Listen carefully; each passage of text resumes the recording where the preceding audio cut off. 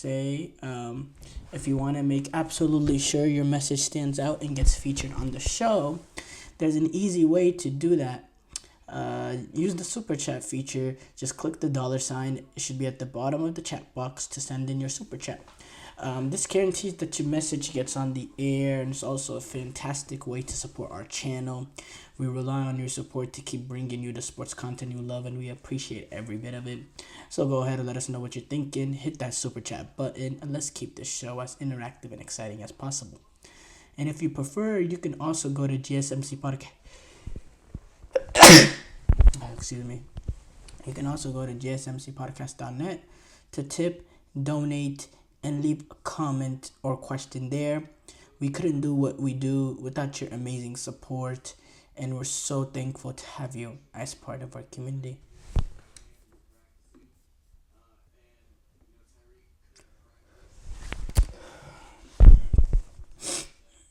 But let's transition. We have to start off with Enzo Maresca and his comments on this current Chelsea squad. Now, with João Felix is coming in, we know how bloated the squad is. We're talking 40, 45 plus players, a ridiculous amount. But Enzo Maresca, wants to be on the more positive side of it, defending the club in terms of the outsider notion that it's a mess, that there's too many players, that there's not enough places in the dressing room, not enough seats in the dressing room. We've heard it all, but when speaking about it ahead of their Conference League playoff, where they'll be playing the Swiss club Servette tomorrow. By the way, Chelsea do have a midweek game already so far playing against Servette. They get to play that game at Stamford Bridge in the first leg before they fly off to Switzerland for next Thursday's second leg tie. But when Enzo Maresca was discussing the situation right now, he said, I am not working with 42 players. That is something from outside. I'm working in this moment with 21 players. Today's session is with 20 players. Yesterday's session was 21. So the other 15 or 20, they are training apart. In the USA, when he was talking about preseason, of course, in the USA we have 26 or 27 players. So are there Chelsea players? 42, 43. So are there 42, 43 Chelsea players? Yes, for sure. But they're not working with me every day. I don't see them, so it's not a mess like it looks from outside. Absolutely not. I am here to take the decisions and think only the best for us. I'm not thinking about how many years contract they have. It is not my job. If they have a 6-year contract but I don't like them, they can have a 20-year contract. I don't care. I am just here to make the right decisions for the team. No more than that about the contract situation. It is not my job. When he spoke about the Raheem Sterling situation, regarding Raheem Sterling being left out of the squad over this past weekend's tie against Manchester City, he was also and then after that his representatives came out with that statement that I've read now on the show that I read it yesterday. On top of that, he's been left out for the squad to take on Servette tomorrow. And speaking about the Raheem Sterling situation, he said, I spoke with Raheem one-to-one the day before City, and I explained to him exactly the situation. I don't see Raheem after the game. He is training apart, as I said. In case I sit with Raheem, I will tell him exactly the same thing that I already told him. I don't have anything new to tell him because I was quite clear.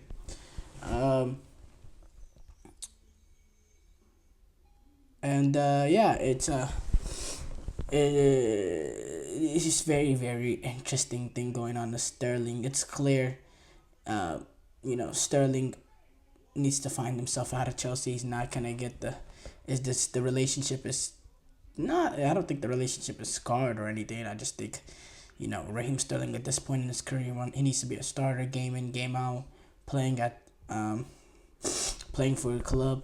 And I think Juventus would be the perfect move for him.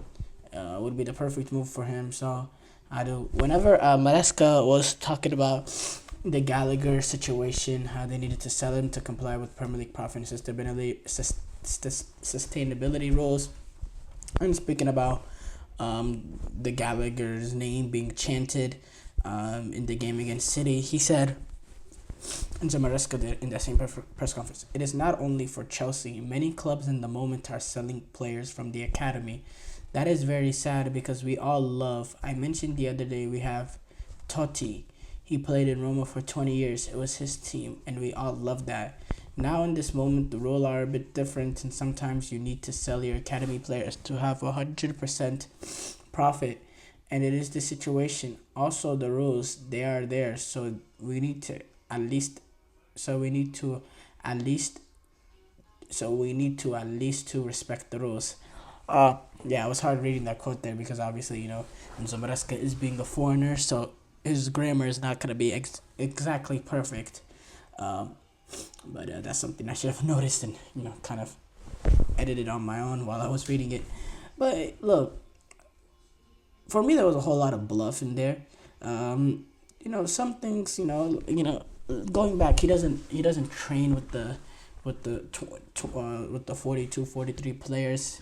Only 20 or 21 are with him every day. Well, I mean, that means a lot of players that are decent are not actually training with the first team, which is an issue in amongst itself. You have players like Raheem Sterling that you paid a big fee for that's not even involved. A guy like Ben Chilwell, who has had injury concerns and has not been at his best for a while now, but doesn't even get a look in the first team, doesn't even get a look in training, is not even allowed to trade. It really is a mess. And look, now with João Felix coming in, is Mikhailo Mudryk? Is he the one that's gonna be sent off the squad? Is it gonna be Noni Madueke? It's just even more. It just gets more and more and more interesting. I mean, that's the nicest way to put it. Interesting is what it is. And yeah, a lot of it was bluff, like the profit and sustainability rules that Chelsea. Okay, look. Yes, there are other clubs selling academy players, but Conor Gallagher and Trevor Chalobah has been one of their two more consistent players over the past few years or so. I don't see City selling their consistent academy players. Now, I know they sold Cole Palmer, which Chelsea benefit off of, but it was Cole Palmer that was kind of forcing City's hand.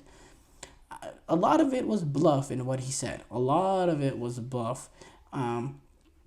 But, look, again, we have to call it what it is. Enzo Maresca is a little bit of a yes man at Chelsea in the fact that, it was clear they wanted to go for a lesser-known manager that's willing to accept the role of being strictly the head coach and not really the manager, not being involved with transfers or any of that. Just be purely a coach of the team and let all the higher-ups do all the transfer strategy and the players in. And yes, Maresca was able to bring in a player he wanted like Dewsbury Hall. But it's clear that Eads not going to have final say in terms of his team, that he's really going to be strictly a head coach and has nothing to do with the transfer strategy. And now he's out here being a cover-up, almost being the defenders of this current Chelsea regime. And yeah, it's really sad. But again, Chelsea, they have a lot to handle now. They still have a few players that they still need to let go over these next days or so. Enzo Maresca has a huge mission in trying to fit João Felix, Pedro Neto, Nkunku, Cole Palmer, Nicholas Jackson, Mikhailo Mudryk, Noni Madueke. You're looking at Mikhailo Mudryk is, how many minutes is Mikhailo Mudryk going to get this season when there's already the likes of Pedro Neto, Nkunku, João Felix, Cole Palmer, all playing in those similar positions? Noni Madueke. How many quality minutes is Mikhailo Mudryk going to get this season? This is a player that Chelsea paid 100 plus million for. 100 million or so for from Shakhtar Donetsk could take him away from Arsenal, who hasn't got off to the right foot at Chelsea up to this point. How is he gonna get the minute? How is he gonna be able to get the minutes and play enough games to finally find his stride? How is he gonna fit in Pedro Neto in there? How is Nkunku and João Felix, that do pretty much play very similar roles, take up similar pockets of spaces on the pitch? How are you going to fit those two players together that do it in two completely different ways, but they pick up similar pockets of spaces? And then on top of that, how are you going to manage the squad? Who's the next player to go down now that João Felix is coming up? Who are you going to drop, Who are you going to drop from the squad against, you're already having to drop a player like Raheem Sterling and Ben Chilwell,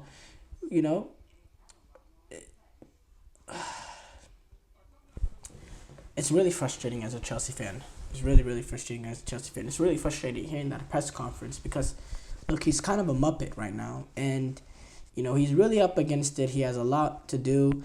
They're coming off a poor result, but an expected result, and not as bad as we thought it would be. But, look, Enzo Maresca has a lot on his plate.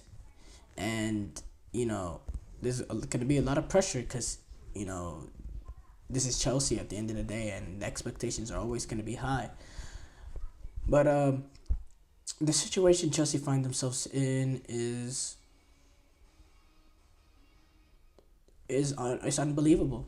It really is. And again, I asked the question that Gary Neville asked yesterday: what do these Chelsea owners know that these other top owners throughout world football do not know in terms of being able to handle finances?